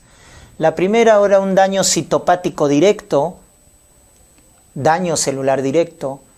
Lo segundo era la tromboinflamación. Tercero, disregulación del sistema renina-angiotensina-aldosterona, ya que la infección por coronavirus activaba mucho este sistema. Y el cuarto es la alteración del sistema inmune. Alteraba el sistema inmune. Entonces esos 4, ¿no? Daño citopático directo, tromboinflamación, disregulación del sistema renina-angiotensina y lo que viene a ser la disregulación del sistema inmune era lo que condicionaba la patología. Bueno, en el embarazo se han ido estableciendo estudios de tal manera que nos mencionan aquellos factores que aumentaban el riesgo de que una gestante haga infección severa por coronavirus. Uno era la edad. Las gestantes mayores de 35 años se asociaban a mayor gravedad. Otro era la diabetes gestacional, y el otro era la obesidad. Eran los 3 factores más importantes: mujer añosa, diabetes, obesidad. Diabetes gestacional y obesidad. Eran los factores que más se asociaban a COVID-19 severo. Las complicaciones, para lo que viene a ser las complicaciones obstétricas, la infección por coronavirus se relacionó, sobre todo en las formas graves de COVID-19, a mayor riesgo de parto prematuro, a mayor riesgo de cesárea, a mayor riesgo de estados hipertensivos, ojo, preeclampsia, eclampsia, ¿correcto? Entonces eso debemos tenerlo en cuenta como complicaciones obstétricas. Como complicaciones en el feto o complicaciones fetales, mayor riesgo de RCU, mayor riesgo de hipoxia fetal, cuando sobre todo había la infección severa. Entonces, ¿está asociada la infección por coronavirus a complicaciones obstétricas y fetales? Sí. Ahí tenemos las que más se han descrito. ¿Correcto? Pero el gran problema era ver también, aparte de la evaluación de la infección por coronavirus durante el embarazo, es ver la transmisión vertical. Entonces, ahí podemos darnos cuenta que, haciendo una analogía con la infección por VIH, ¿no? La infección por coronavirus es muy diferente, porque su transmisión por vía vertical, o sea, transplacentaria, o su transmisión por lactancia materna, es poco probable, es poco probable. Es por eso que la infección por coronavirus no es indicación de cesárea. No es indicación para contraindicar la lactancia materna. Eso hay que tenerlo bien en cuenta, ¿ya? Para demostrar que hay transmisión vertical, deberíamos encontrar un PCR positivo para demostrar la transmisión pues congénita vertical, ya sea en sangre de cordón umbilical o ya sea en sangre del recién nacido dentro de las 12 horas, dentro de las primeras 12 horas de vida, ¿no es cierto? O ya sea en líquido amniótico, pero antes de la rotura de membranas. Solo así podíamos demostrar transmisión vertical. PCR positivo en sangre de cordón umbilical, en sangre de recién nacido en las primeras 12 horas de vida o en líquido amniótico antes de la rotura de membrana. Y eso no se ha demostrado, ¿correcto? Por eso la transmisión vertical ni tampoco la transmisión por lactancia materna se han demostrado fehacientemente en la infección por coronavirus. Eso deben tenerlo presente. Por eso en el parto, ojo, se puede indicar parto vaginal sin ningún problema. Y el recién nacido puede tener contacto piel a piel. Si es que la madre está infectada por coronavirus, obviamente uso de mascarilla y también buena higiene de manos. Pero no se contraindica el contacto piel a piel. ¿Estamos? Entonces, si hay una probable infección de la madre, se atiende el parto vaginal, obviamente con todas las medidas de bioseguridad, y la madre debe usar mascarilla, buena higiene de manos, y se puede permitir el contacto de piel a piel. Solo indicamos cesárea cuando hay un compromiso severo de la madre. Imagínense una neumonía, un síndrome de distrés respiratorio agudo, una sepsis, etc. Solo ahí cesárea. Y recuerden, no está contraindicada la lactancia materna. Entonces podemos poner acá, podemos indicar sin ningún problema la lactancia materna porque el beneficio es mayor que el riesgo. Una madre infectada por coronavirus debe dar de lactar a su recién nacido porque el beneficio es mayor que el riesgo. Obviamente debe estar protegida, mascarilla, higiene de manos, buena higiene de la zona de la mama. Eso sí, pero no se contraindica la lactancia. Tengan presente ese dato.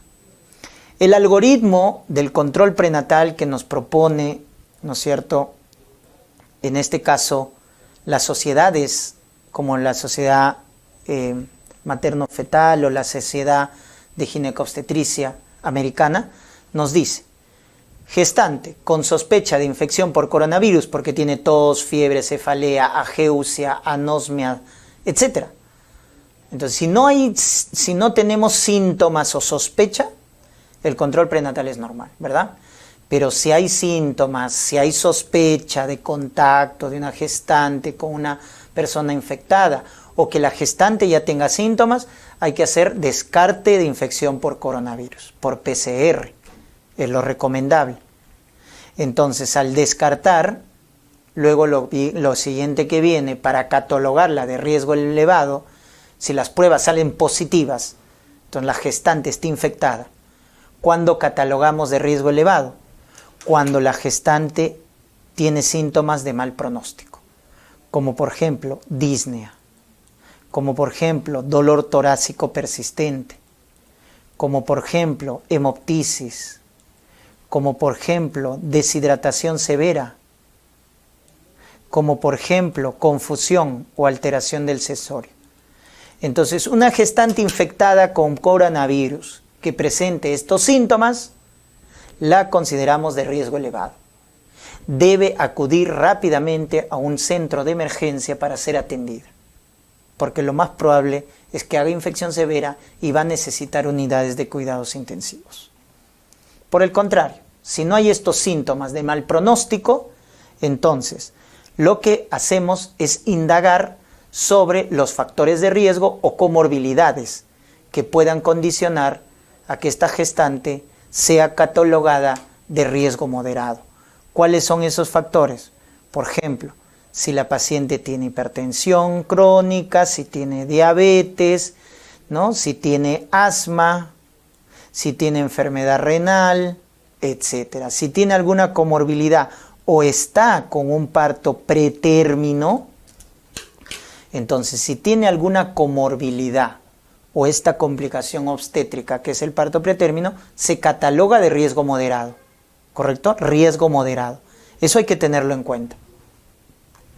Entonces, como es catalogada de riesgo moderado porque tiene alguno de estas comorbilidades, hay que hacer la evaluación clínica y radiológica de los pulmones, ¿no? Porque tiene factores de riesgo para hacer COVID-19 severo. Entonces, miren, si tiene alguno de estos factores, hacemos la evaluación de los pulmones. Entonces, si en la evaluación, con los exámenes auxiliares, con la evaluación clínica, con la evaluación radiográfica o tomográfica, con protección obviamente, decimos que los pulmones están enfermos, entonces lógicamente esta paciente va a necesitar atención en un servicio de emergencia, porque está comprometido los pulmones. ¿Estamos? Pero si los pulmones están sanos, no hay compromiso pulmonar, a pesar de tener estos factores, o simplemente no hay estas comorbilidades, se cataloga de riesgo leve, donde el manejo va a ser ambulatorio. Ambulatorio, ¿correcto? Ya está. Entonces, ese es el algoritmo que propone la Sociedad Americana de Ginecobstetricia y la Sociedad de Medicina Materno-Fetal para el control. Entonces, les quiero que recuerdes acá, ¿cuándo es riesgo elevado? Cuando tiene estos síntomas del mal pronóstico. ¿Cuándo es de riesgo moderado? Cuando tiene comorbilidades o parto pretérmino. ¿Correcto? Ahí es riesgo moderado y hay que hacer evaluación de los pulmones. ¿Cuándo es riesgo leve? Cuando no tiene síntomas de mal pronóstico, cuando no tiene comorbilidades o cuando el pulmón está sano. Ahí es riesgo leve. Por eso acuérdense del algoritmo, ¿correcto? Del algoritmo. Muy bien.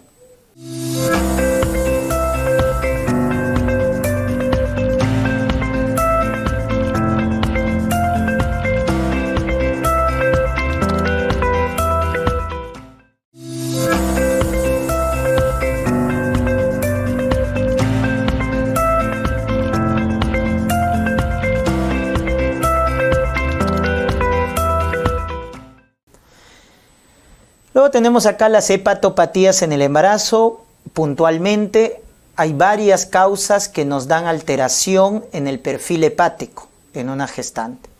En el primer trimestre tenemos la hiperemesis gravídica, ¿correcto? Que tiene una incidencia menos del 2%, cursa con vómitos severos, incontrolables, que hacen perder peso más del 5%, deshidratación severa, etc. Y recordar que la hiperemesis gravídica puede causar falla hepática en el primer trimestre. Es una de sus complicaciones, ¿no? Entonces vamos a encontrar transaminasas elevadas. Si bien es cierto que la complicación más grave de la hiperemesis gravídica es la encefalopatía de Wernicke por déficit de tiamina, cursa con oftalmoplejía, ataxia y confusión la encefalopatía de Wernicke. Pero también debemos tener en cuenta que la hiperemesis gravídica puede causar falla hepática en el primer trimestre, por la deshidratación, por los vómitos severos que presenta. Entonces ese es el contexto. Otra hepatopatía en el embarazo es la colestasis gravídica, cuya incidencia es menos del 10%, su presentación habitual ya es en el tercer trimestre y cursa con un prurito generalizado, pero a predominio palmoplantar, así te van a decir. Prurito vespertino a predominio palmoplantar en una gestante en el tercer trimestre. Y confirmamos con el perfil hepático, porque su fosfatasa alcalina está muy elevada, porque los ácidos biliares que son embriotóxicos están elevados. Entonces, esa es otra forma también que se puede presentar en el embarazo de una hepatopatía, la colestasis gravídica, ¿no? Miren la clínica. Definitivamente la preeclampsia causa daño hepático. La preeclampsia en el segundo o tercer trimestre definitivamente causa su daño en el hígado específico, se llama necrosis hepatocelular. Obviamente es un estado hipertensivo, la presión está elevada, hay síntomas premonitorios, etc. Pero lo característico de la preeclampsia que se produce por disfunción endotelial es el daño hepático, la necrosis hepatocelular, y eso va a ir asociado al aumento de transaminasas. Recuerden que en la preeclampsia hay aumento de transaminasas al doble TGO más de 70, pero asociado también hay otras alteraciones, ¿no? Proteinuria, plaquetopenia, creatinina elevada, más de 1.1, etc. Entonces hay que verlo también así, que la preeclampsia causa daño hepático. El síndrome de Gel, en el segundo, tercer trimestre o después del parto, ¿correcto? Después del parto. También ese síndrome de Gel que cursa con, recuerden, anemia hemolítica microangiopática.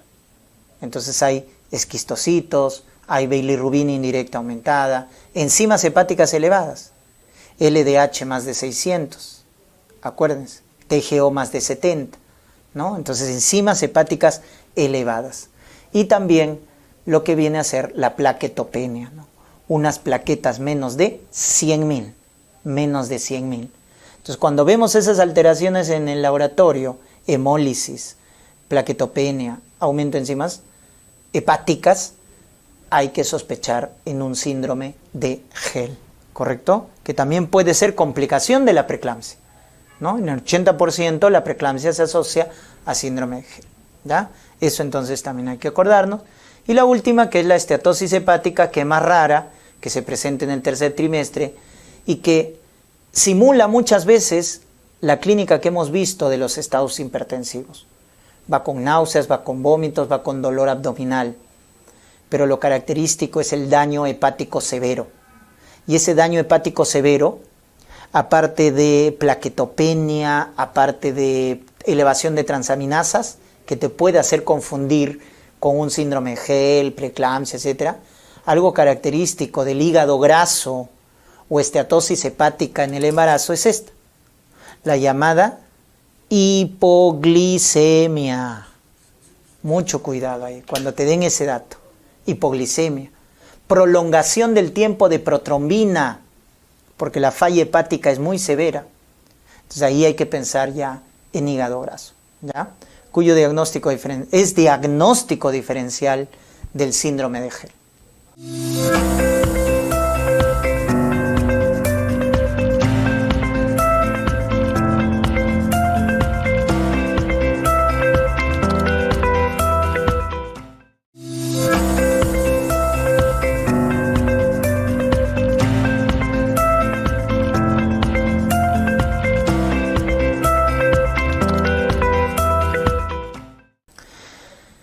Dermopatías en el embarazo. Acá quiero hablarles de 3. Colestasis gravídica, herpes gestacional y prurigo del embarazo. Miren, colestasis gravídica. Tercer trimestre, prurito generalizado, vespertino. Pero el dato, a predominio palmoplantar. Su perfil hepático está alterado. ¿Correcto? Perfil hepático alterado. Su tratamiento a base de este ácido biliar sintético, que es ácido ursodesoxicólico. Ácido ursodesoxicólico. Y obviamente cuando está a término hay que finalizar el embarazo, ¿ya? Herpes gestacional, esta es una patología que se manifiesta en el segundo o tercer trimestre o en el posparto. Ojo, cursa con vesículas, por eso el nombre, herpes, porque la lesión es vesicular, la lesión dermatológica es vesicular, en la zona periumbilical del abdomen, ¿correcto? Entonces, esa es la denominación, ¿no? La lesión vesicular hace que se llama herpes gestacional. Pero ojo, no es producida por el virus, es de tipo autoinmune, por depósitos de inmunoglobulinas. Ojo con ese dato.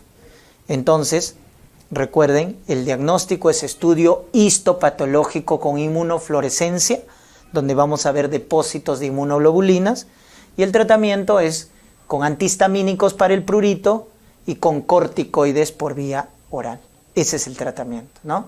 Entonces, os suena algo irónico, ¿no? Porque se llama herpes gestacional, pero no es producida por el virus. Es un cuadro inmunológico. Y el tratamiento es con antihistamínicos más corticoides. Porque si tú te acuerdas de infectología, cuando hay una infección activa por herpes, los corticoides están contraindicados. Pero acá das, porque no es producida por el virus, sino es un cuadro inmunológico. El prurigo del embarazo es un prurito también generalizado, con lesiones dermatológicas, ahí lo están viendo, pápulas, pápulas. Se presenta en el primer trimestre principalmente, miren, en el primer trimestre, ¿ya? Con prurito intenso, pápulas, hay lesión dermatológica acá, a diferencia de la colestasis gravídica. En la colestasis gravídica solo hay prurito, no hay lesión dermatológica. En el herpes sí, vesículas, en el prúrico sí, pápulas. Acá el compromiso o el diagnóstico es clínico básicamente. Y el tratamiento es con corticoides tópicos, ¿ya? Corticoides tópicos. El perfil hepático, ojo, acá va a estar normal para que lo puedas diferenciar de la colestasis gravídica. Perfil hepático normal.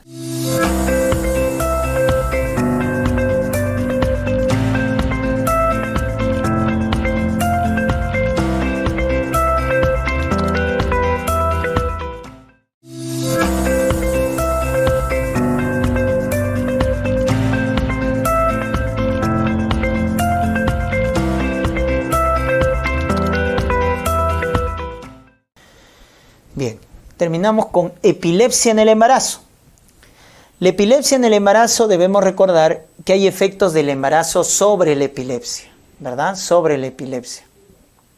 Entonces eso tiene que ver con algunos datos farmacocinéticos. Por ejemplo, disminuye el embarazo por los cambios fisiológicos, disminución del vaciamiento gástrico, mayor activación del citocromo en el hígado y mayor metabolismo, hace que disminuya los niveles plasmáticos de los fármacos anticonvulsivantes. También recuerden, ¿no? Hay mayor hiperfiltración glomerular, entonces excreta más los fármacos. Entonces todos esos cambios, vaciamiento gástrico lento,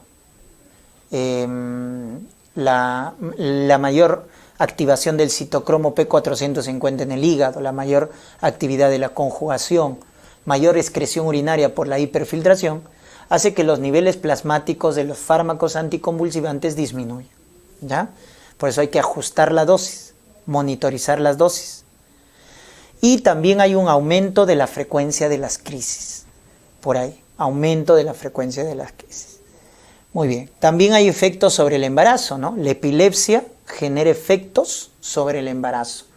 En la madre genera mayor riesgo de hemorragia, anemia en el embarazo, hiperemesis gravídica, hay mayor riesgo de hiperemesis, mayor riesgo de preeclampsia también, ojo, y también mayor riesgo de RPM. Ya, esas son las complicaciones obstétricas. Preeclampsia también acá importante, miren, ya que no se nos pase, mayor riesgo de preeclampsia cuando hay epilepsia en el embarazo. Y también hay riesgo o el efecto de la epilepsia sobre el feto. Y una complicación importante de la epilepsia en el feto es el RCIO, la restricción de crecimiento intrauterino. Ahora, también el parto prematuro, o sea, la prematuridad, y cuando está recibiendo tratamiento con anticonvulsivantes, aumenta el riesgo de malformaciones congénitas, sobre todo defectos de tubo neural. La mayoría de los antiepilépticos generan defectos del tubo neural, o también defectos orofaciales, como labio leporino, paladar hendido.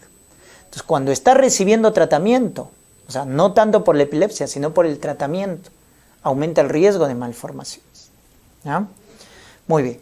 En relación al manejo de la epilepsia en el embarazo, el principio que deben recordar es que toda mujer con epilepsia que desea quedar embarazada debe planificar su embarazo. Debe planificarlo, porque su epilepsia debe estar controlada y debe obviamente estar tratada. Entonces, porque cuando quede embarazada debe mantener el tratamiento. Ojo, no se suspende el tratamiento. Mujer con epilepsia que quede embarazada debe mantener su tratamiento y debe buscar esto, la monoterapia, o sea, el menor número de fármacos para controlar las convulsiones, la menor dosis del fármaco antiepiléptico y también el fármaco con menos riesgo de teratogenicidad. No hay fármaco seguro, pero el que tiene menos riesgo, ¿correcto? Porque la mayoría de los antiepilépticos, recuerden, están en la clase D de la FDA. Entonces tienen riesgo, tienen toxicidad, pero hay que usarlos. Y sobre todo los que tienen menos riesgo, ¿correcto? Entonces acá utilizamos un principio. El beneficio, por más que el fármaco sea teratogénico y riesgo de toxicidad, beneficio es mayor que el riesgo, ¿correcto? Es por eso que debemos mantener el tratamiento con antiepilépticos en una gestante que tiene este problema de salud. Debemos mantener el tratamiento. No se suspende, ojo, no se suspende. Lo que sí debemos buscar es el dosaje sérico de los fármacos, porque eso nos va a permitir controlar el tratamiento adecuadamente. Y buscar, ojo, los fármacos que tienen menos toxicidad, porque no vamos a encontrar el más seguro, sino el que tiene menos riesgo de teratogenicidad. ¿Y quiénes son los que tienen menos riesgo? Miren, ahí está.